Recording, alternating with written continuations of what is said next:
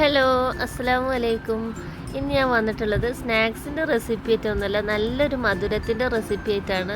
എല്ലാവർക്കും ഒരുപാട് ഇഷ്ടപ്പെടുന്ന തരത്തിലുള്ള നല്ലൊരു സ്വീറ്റിൻ്റെ റെസിപ്പിയാണ് കേട്ടോ ഞാൻ കാണിക്കാൻ പോണത്. നമ്മളെ വീട്ടിലുള്ള ചേരുവകളൊക്കെ വെച്ചിട്ട് തന്നെയാണ് ഇത് ഉണ്ടാക്കുന്നത്. വളരെ സിമ്പിളായിട്ട് നമുക്ക് ഉണ്ടാക്കിയെടുക്കാം. ഒരു കപ്പ് ഗോതമ്പ് പൊടി ഉണ്ടെന്നുണ്ടെങ്കിൽ, ഒരു കപ്പ് പാലും ഉണ്ടെന്നുണ്ടെങ്കിൽ ഈസി ആയിട്ട് തന്നെ നമുക്ക് ഉണ്ടാക്കിയെടുക്കാം കേട്ടോ. അപ്പോൾ വീഡിയോ സ്കിപ്പ് ചെയ്യാതെ കാണാം. അപ്പോൾ അതിന് വേണ്ടിയിട്ട് ഞാനിതൊരു ബൗളിലേക്ക് ഒരു കപ്പ് ഗോതമ്പ് പൊടി ഇട്ട് കൊടുത്തിട്ടുണ്ട്. ഗോതമ്പ് പൊടിയൊക്കെ ഇപ്പോൾ എല്ലാവരും വീട്ടിലുണ്ടാവുമല്ലോ, നമുക്ക് റേഷൻ പീടികയിൽ നിന്ന് കിട്ടുമല്ലോ. ആ റേഷൻ കടയത്തെ ഗോതമ്പ് പൊടി തന്നെയാണ് ഇട്ടത്. പിന്നെ അതിലേക്ക് ഒരു ടീസ്പൂണ് നെയ്യ് ഇട്ട് കൊടുത്തിട്ടുണ്ട്, ആവശ്യത്തിനുള്ള ഉപ്പ് ഇട്ട് കൊടുത്തിട്ടുണ്ട്. ഇനി ഇത് നല്ലോണം ഒന്ന് മിക്സ് ചെയ്തതിന് ശേഷം നമ്മൾ ചപ്പാത്തിക്കൊക്കെ കുഴക്കണ മാതിരി തന്നെ പച്ചവെള്ളം ഒഴിച്ചിട്ട് കുഴച്ചെടുക്കണം കേട്ടോ. അപ്പോൾ ഞാനിത് കുഴച്ചെടുത്തതിന് ശേഷം പറഞ്ഞുതരാം എനിക്ക് എത്രമാത്രം വെള്ളം ഇതിലേക്ക് ആവശ്യമായിട്ടുണ്ട് എന്നുള്ളത് കേട്ടോ. അപ്പോൾ ആദ്യം തന്നെ പൊടിയും നെയ്യും ഉപ്പും കൂടി നല്ലോണം നമ്മളെ കൈ കൊണ്ടൊന്ന് മിക്സ് ആക്കിയിട്ട് എടുക്കണം. ആ നെയ്യ് പൊടീൻ്റെ എല്ലാ ഭാഗത്തും എത്താൻ വേണ്ടിയിട്ടാണ് കേട്ടോ. എന്നിട്ട് പിന്നെ നമ്മൾ കുറേശ്ശെ വെള്ളം ഒഴിച്ച് കൊടുത്തിട്ട് നല്ല മയത്തിൽ കുഴച്ചെടുക്കണം കേട്ടോ. ആദ്യം തന്നെ ഒരുപാട് വെള്ളം ഒഴിച്ചു കൊടുക്കരുത്, അപ്പോൾ വെള്ളം ഏറിപ്പോകാനുള്ള ചാൻസ് ഉണ്ട്. അപ്പോൾ അത് എനിക്ക് ഒരു കപ്പ് വെള്ളം ഞാൻ എടുത്ത് വെച്ചിരുന്നു, അതിൽ നിന്ന് അരക്കപ്പ് വെള്ളമാണ് ഇപ്പോൾ എനിക്ക് ആയിട്ടുള്ളത് കേട്ടോ. എന്നിട്ട് ഇത് നല്ല സോഫ്റ്റായിട്ട് തന്നെ ഞാനിങ്ങനെ കുഴച്ചെടുത്തിട്ടുണ്ട്. നമ്മളിങ്ങനെ കൈയോട് വിരലോണ്ട് ഇങ്ങനെ ഞെക്കി നോക്കുമ്പോൾ നല്ല സോഫ്റ്റായിട്ട് അതിൻ്റെ ഉള്ളിലേക്ക് പോകണം. അതാണ് കേട്ടോ അതിൻ്റെ പാകം. എന്നിട്ടിത് ഒരു ബോളാക്കിയിട്ട് 2 പീസാക്കിയിട്ട് സമമായിട്ടുള്ള 2 പീസാക്കിയിട്ട് എടുക്കണം കേട്ടോ. ഇത് നമുക്ക് ചപ്പാത്തി പരത്തണ മാതിരി പരത്തി എടുക്കണം ഫസ്റ്റ് തന്നെ. വളരെ സിമ്പിളായിട്ടുള്ള റെസിപ്പിയാണ് കേട്ടോ, എന്നാൽ നല്ല ടേസ്റ്റി ആയിട്ടുള്ള റെസിപ്പിയാണ്.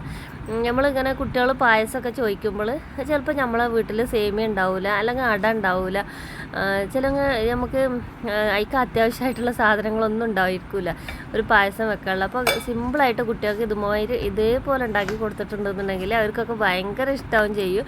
വയറും നിറയും കേട്ടോ. ഒരു കപ്പൊക്കെ കുടിച്ചാൽ തന്നെ അത്യാവശ്യം നല്ല വയറ് ഫില്ല് ചെയ്യാനുള്ള ഇതുണ്ടാവും ചെയ്യും. അപ്പോൾ ഇതാ ഞാനിതാ ഒരു ചപ്പാത്തി പരത്തണമാതിരി തന്നെ പരത്തെടുക്കുന്നുണ്ട്. വേണമെന്നുണ്ടെങ്കിൽ പൊടി ഇട്ടിട്ടും പരത്തട്ടോ. ഞാനിപ്പോൾ ഒരു നുള്ളു പൊടി ഇട്ട് കൊടുത്തിട്ടുണ്ട്. ഈ ഒരു കനത്തിലാണ് പരത്തിയെടുക്കേണ്ടത്. എന്നിട്ട് നമ്മളിതൊരു കത്തി ഉപയോഗിച്ചിട്ട് കട്ട് ചെയ്തിട്ട് എടുക്കണം കേട്ടോ. നമ്മളിത് നല്ലോണം കട്ടി കൂടുതലാണെന്ന് തോന്നുകയാണെന്നുണ്ടെങ്കിൽ ഇതേമാതിരി ഒന്നും കൂടി പരത്തിയിട്ട് നമുക്ക് റെഡിയാക്കി എടുക്കാം കേട്ടോ. ഓവറായിട്ട് കട്ടി കുറഞ്ഞ് പോകാനും പാടില്ല, എന്നാലിട്ട് നല്ലോണം കട്ടി കൂടി പോകാനും പാടില്ല. ഒരു പാകത്തിനുള്ള ഒരു സൈസിലാണ് കേട്ടോ വേണ്ടത്. എന്നിട്ട് ഇതൊരു കത്തിയായിട്ട് ഇതേമാതിരി നമ്മൾ എന്താ പറയുക, നമ്മൾ ഇതിനൊക്കെ നുറുക്കൂലേ, 6-ാം നമ്പറിനൊക്കെ നമ്മളിങ്ങനെ വരട്ടിട്ട് ഇങ്ങനെ വെട്ടിയെടുക്കൂലേ, അതേമാതിരി നമ്മൾ വെട്ടിയെടുക്കുക. ഒരു പാകത്തിനുള്ള വലുപ്പത്തിന്. ഇതിലും ചെറുതാക്കിയിട്ട് വേണമെന്നുണ്ടെങ്കിൽ കട്ട് ചെയ്യട്ടോ. ഇതിൻ്റെ തനതായ ഇതിൽ നമ്മൾ ഉണ്ടാക്കുകയാണെന്നുണ്ടെങ്കിൽ ഇപ്പോൾ ഞാൻ ഈ വെട്ടിയെടുക്കണ അതേ ഒരു വലുപ്പത്തിൽ തന്നെയാണ് ഇത് കട്ട് ചെയ്തിട്ട് എടുക്കൽ. ഓവറായിട്ട് ചെറുതാക്കിയിട്ട് കട്ട് ചെയ്തിട്ട് എടുക്കൂല കേട്ടോ. കുറച്ചൊരു വലുപ്പത്തിലാണ് കട്ട് ചെയ്തിട്ട് എടുക്കൽ. എന്നാലോ അധികം ഇങ്ങോട്ട് വലിയതാക്കിയിട്ട് വലിയ കഷ്ണാക്കിയിട്ട് എടുക്കും വേണ്ട കേട്ടോ. ഞാൻ കാണിച്ചു തരാം ഇത് വെട്ടിയെടുത്തതിന് ശേഷം എത്ര വലിപ്പമുള്ള പീസാണ് വേണ്ടത് എന്നുള്ളത്. ഈ ഒരു കനത്തിലും ഈ ഒരു വലുപ്പത്തിലും ഉള്ള കഷ്ണാക്കിയിട്ടാണ് കേട്ടോ നമ്മൾ എടുക്കേണ്ടത്. സിമ്പിളല്ലേ? അപ്പോൾ എല്ലാതും നമുക്ക് ഇതേപോലെ തന്നെ വെട്ടിയെടുക്കട്ടെ. നമ്മളിതിങ്ങനെ വെച്ചിട്ട് ഒട്ടിപ്പിടിക്കൊന്നുമില്ല കേട്ടോ. ഇനി ഒട്ടിപ്പിടിക്കുന്നുള്ള പേടി തോന്നുകയാണെന്നുണ്ടെങ്കിൽ ഒരു ഇത്തിരി പൊടി വിതറിയിട്ട് അതിലേക്ക് ഇട്ട് കൊടുത്താൽ മതി. അപ്പോൾ പിന്നെ തീരെ ഒട്ടിപ്പിടിക്കൂല കേട്ടോ. പിന്നെ ഇതിൽ നിന്ന് ഇങ്ങനെ എടുത്ത് വെക്കാനാണ് കുറച്ച് പാടുള്ളത്. നമ്മളിങ്ങനെ ഓരോന്നായിട്ട് നുള്ളി പെറുക്കിയിട്ട് എടുക്കണ്ട. പിന്നെ നമ്മളിങ്ങനെ കട്ട് ചെയ്തിട്ട് പോരാത്ത പീസൊക്കെ ഉണ്ടെന്നുണ്ടെങ്കിൽ ഇങ്ങനെ നമ്മൾ കൈയേറ്റ് ഇങ്ങനെ അടർത്തി ഇട്ട് കൊടുക്കണം കേട്ടോ. അപ്പോൾ ഞാൻ എല്ലാ പീസും ഇതേമാതിരി 2 പീസും ആക്കി എടുത്തിട്ടുണ്ട്. അതവിടെ മാറ്റി വെച്ചതിന് ശേഷം ഒരു 3 അച്ച് ശർക്കര എടുത്തിട്ടുണ്ട്. 3 അച്ച് ശർക്കര എന്ന് പറഞ്ഞാൽ 1 കപ്പ് ശർക്കര ഉണ്ടാവും കേട്ടോ. പൊടിച്ചെടുത്തിട്ടുണ്ടെന്നുണ്ടെങ്കിൽ അതിലേക്ക് 1/2 കപ്പ് വെള്ളം ഒഴിച്ചിട്ട് മെൽറ്റ് ചെയ്യാൻ വേണ്ടിയിട്ട് വെക്കുക. അതൊരു അടുപ്പത്ത് മെൽറ്റ് ചെയ്യുമ്പോഴത്തേന് നമുക്ക് മറ്റേ അടുപ്പത്ത് കടായിയൊക്കെ വെച്ച് കൊടുക്കാം. എന്നിട്ട് ഇതിലേക്ക് ചെറുതായിട്ട് നുറുക്കിയിട്ടുള്ള തേങ്ങാക്കൊത്താണ് നമുക്ക് ഫസ്റ്റായിട്ട് ആവശ്യമുള്ളത് കേട്ടോ. അണ്ടിപ്പരിപ്പ് മുന്തിരി ഞാൻ ഇട്ട് കൊടുക്കുന്നുണ്ട്, അത് ഓപ്ഷനിലാണ്, വേണമെന്നുണ്ടെങ്കിൽ മാത്രം ഇട്ട് കൊടുത്താൽ മതി. അത് ഇട്ട് കൊടുത്തിട്ടില്ല എന്നുണ്ടെങ്കിലും ഒരു കുഴപ്പമില്ല കേട്ടോ. അപ്പോൾ ഞാനിതാ ഒരു ടേബിൾ സ്പൂണോളം നെയ്യ് കടായിലേക്ക് ഒഴിച്ച് കൊടുക്കുന്നുണ്ട്. എന്നിട്ട് തേങ്ങാക്കൊത്ത് നല്ല നൈസാക്കിയിട്ട് കുഞ്ഞു കുഞ്ഞതായിട്ട് തന്നെ നുറുക്കിയെടുക്കാൻ വേണ്ടിയിട്ട് ശ്രദ്ധിക്കണം കേട്ടോ. എല്ലാതും ഒരേ വലുപ്പത്തിലാവാനും ശ്രദ്ധിക്കണം, അല്ലാന്നുണ്ടെങ്കിൽ ചില ഭാഗത്ത് കരിഞ്ഞിട്ടും ചില ഭാഗത്ത് വേവാതെ ഇരിക്കും. അപ്പോൾ ഇതാ ഒരേ കനത്തിലുള്ള ഒരേ പീസാക്കിയിട്ട് കുഞ്ഞു കുഞ്ഞു കഷ്ണാക്കിയിട്ട് നുറുക്കിയെടുത്തിട്ടുണ്ട് കേട്ടോ. അത് നല്ലോണം ഒന്ന് നെയ്യിൽ വാട്ടിയെടുക്കുക.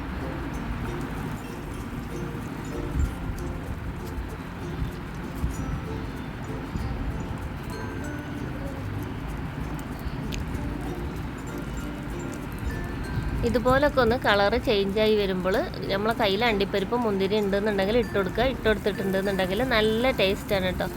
അപ്പോൾ ഇതാ ഞാൻ കുറച്ച് ഒരു 5-8 അണ്ടിപ്പരിപ്പ് എടുത്തിട്ട് പീസാക്കിയതാണ്. അതേപോലെ തന്നെ മുന്തിരി ഇട്ട് കൊടുത്തിട്ട് ഒന്ന് വഴറ്റിയതിന് ശേഷം ഒരു 2 ടേബിൾ സ്പൂണ് ഗോതമ്പ് പൊടി ഇതിലേക്ക് ഇട്ട് കൊടുത്തിട്ട് നല്ലോണം ഒന്ന് വഴറ്റിയെടുക്കണം. അതിൻ്റെ ഒരു കുത്തുന്ന സ്മെല്ലും ആ ഒരു ടേസ്റ്റൊക്കെ ഉണ്ടല്ലോ, അത് പോണ വരെ ഒന്ന് വഴറ്റിയെടുക്കുക.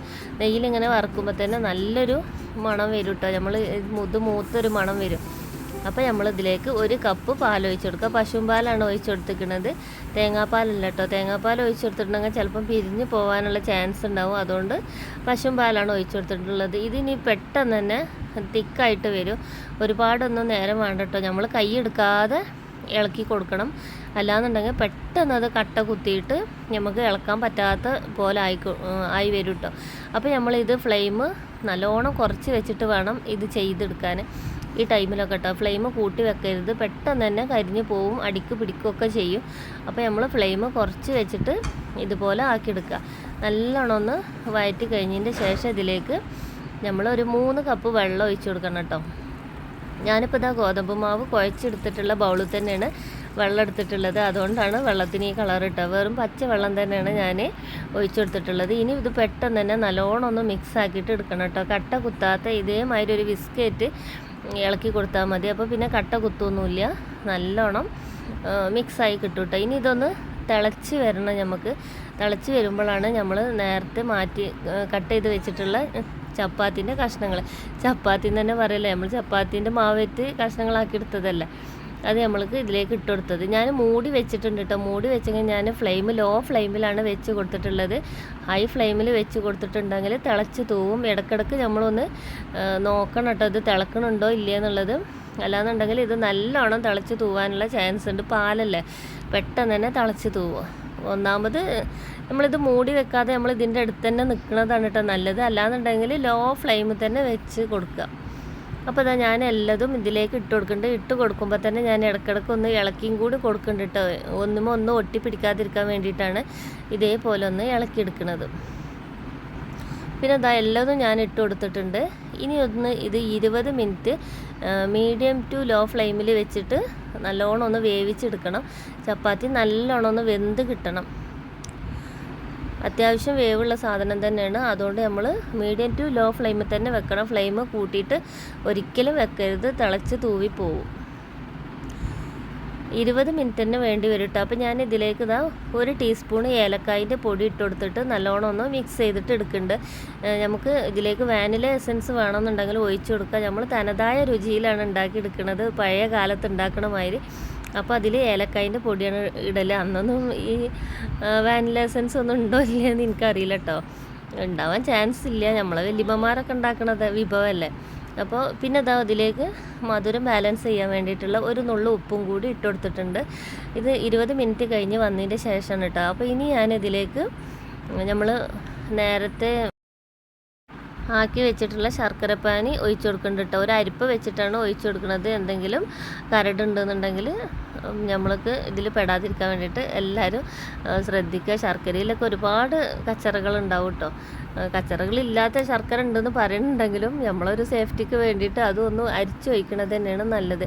ഇങ്ങനെ ശർക്കര ഒഴിച്ചതിന് ശേഷം ഒരു 5 മിനിറ്റ് ലോ ഫ്ലെയിമിൽ ഒന്ന് കിടക്കണം കേട്ടോ. തിളപ്പിക്കൊന്നും വേണ്ട, ഒരു 5 മിനിറ്റ് ഇങ്ങനെ ഇളക്കിക്കൊണ്ട് ഒന്ന് മിക്സ് ചെയ്തിക്കാണ്ട് ഇരുന്നാൽ മതി.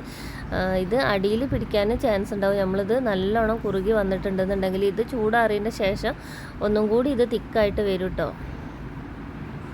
ഇപ്പം തന്നെ നല്ലൊരു മണം വരും. നമ്മളിത് ഉണ്ടാക്കിയെടുക്കുമ്പോൾ നല്ല ടേസ്റ്റാണ്. ഒരിക്കലെങ്കിലും ഇതേപോലെ ഒന്ന് ഉണ്ടാക്കി നോക്കണം കേട്ടോ. പിന്നെ എല്ലാവർക്കും നമ്മളെ ചാനൽ കണ്ടുകൊണ്ടിരിക്കുമ്പോൾ ഇഷ്ടമാവുകയാണെന്നുണ്ടെങ്കിൽ ഒന്ന് സബ്സ്ക്രൈബ് ചെയ്ത് സപ്പോർട്ട് ചെയ്യുക. കൂടെ ബെൽ ബട്ടൺ ഓൾ കൂടി ഒന്ന് പ്രസ് ചെയ്യട്ടോ. പിന്നെ എല്ലാവരും ഒരു ലൈക്ക് ഒന്ന് സപ്പോർട്ട് ചെയ്യാൻ മറക്കരുത്. പിന്നെ എപ്പോഴും പറയണമായി തന്നെ നിങ്ങളെ ഫ്രണ്ട്സിനും ഫാമിലിക്കും ഒക്കെ ഒന്ന് ഷെയർ ചെയ്ത് കൊടുക്കട്ടോ. അപ്പോൾ ഇതാ നമ്മൾ സ്വീറ്റ്സിൻ്റെ റെസിപ്പിയൊക്കെ റെഡിയായി വന്നിട്ടുണ്ട്. നമുക്ക് പെട്ടെന്ന് ഒരു പായസം തയ്യാറാക്കണം എന്നുണ്ടെങ്കിലോ പായസം തന്നെയാണിത്. നമുക്ക് ഇതേപോലെ റെഡിയാക്കി എടുക്കാം. മക്കൾക്കും ഇഷ്ടമാവും. മക്കൾക്ക് മാത്രമല്ല വലിയവർക്കും ഇഷ്ടമാവും കേട്ടോ. അപ്പോൾ ഒരു പ്രാവശ്യമെങ്കിലും ഇതേപോലെ ഒന്ന് ഉണ്ടാക്കി നോക്കുകൊണ്ട് വളരെ സിമ്പിളായിട്ട് റെസിപ്പി അല്ലേ. അപ്പോൾ ഇതേപോലത്തെ അടുത്ത നല്ലൊരു റെസിപ്പി ആയിട്ട് വീണ്ടും കാണാം. നമ്മളെ വീട്ടിലുള്ള ചേരുവകളൊക്കെ വെച്ചിട്ട് ഉണ്ടാക്കുന്ന റെസിപ്പിയാണ് നമ്മളെ ചാനലിൽ ഒരുപാടുള്ളത്. അപ്പോൾ എല്ലാവരും മുൻപത്തെ വീഡിയോ ഒക്കെ കണ്ട് സപ്പോർട്ട് ചെയ്യാൻ മറക്കരുത്. ഇനി നമുക്ക് ഫ്ലെയിം ഓഫ് ചെയ്തിട്ട് ഒരു പാത്രത്തേക്ക് മാറ്റി വെക്കട്ടോ. ഇത് ഇരിക്കണോടത്തോളം തിക്കായിക്കൊണ്ട് വരും. ഈ ഒരു പാകത്തിനാണ് നമ്മൾ എടുക്കേണ്ടത് കേട്ടോ. ഇതിലും കുറുന്നനാവാൻ കുറുകി പോവാൻ നിൽക്കരുത് കേട്ടോ. കുറുകി എന്നൊക്കെ പറഞ്ഞാൽ നമ്മളവിടെ പറയുന്നതാണ്. ഇതിലും തിക്കാക്കിയിട്ട് എടുക്കരുത്. ഇതിലും തിക്കാക്കിയിട്ടുണ്ടെങ്കിൽ വല്ലാതെ അങ്ങോട്ട് തിക്കായി പോകും. നമുക്ക് കോരി കുടിക്കാൻ പാകത്തിൽ ഉള്ളൊരു ഇതായിട്ട് വേണ്ട. നമ്മൾ പായസമൊക്കെ എങ്ങനെയാണോ എടുക്കൽ അതേ ഒരു കൺസിസ്റ്റൻസി തന്നെയാണ് കേട്ടോ ഇത് കോരി എടുക്കേണ്ടത്. ഇത് കോരി എടുക്കുമ്പോൾ തന്നെ കാണുമ്പോൾ തന്നെ മനസ്സിലാവില്ല ഇത് എത്രമാത്രം ടേസ്റ്റ് കഴിക്കാരെന്നുള്ളത്. അത്രമാത്രം ടേസ്റ്റ് തന്നെ കേട്ടോ. ഒരു പ്രാവശ്യമെങ്കിലും എല്ലാവരും ഒന്ന് ഉണ്ടാക്കി നോക്കിയിട്ട് അഭിപ്രായമൊക്കെ പറയണം കേട്ടോ. എന്തായാലും നിങ്ങളിത് ഉണ്ടാക്കി നോക്കിയിട്ട് നിങ്ങളെ അഭിപ്രായം കമൻറ്റായിട്ട് അറിയിക്കണം. വീഡിയോ ഇഷ്ടമാവുകയാണെന്നുണ്ടെങ്കിൽ. അപ്പോൾ ഇതാ നമ്മൾ ഇത്രയേ ഉള്ളൂ നമ്മളെ സ്വീറ്റ്സിൻ്റെ റെസിപ്പി. അപ്പോൾ എല്ലാവരും കണ്ട് സപ്പോർട്ട് ചെയ്യുക. അപ്പോൾ ഇനിയും വെറൈറ്റി വീഡിയോസായിട്ട് വരുന്നതാണ്. ഒരുപാട് സ്നേഹത്തോടെ നിങ്ങളുടെ സ്വന്തം നൂറ തിരൂർ.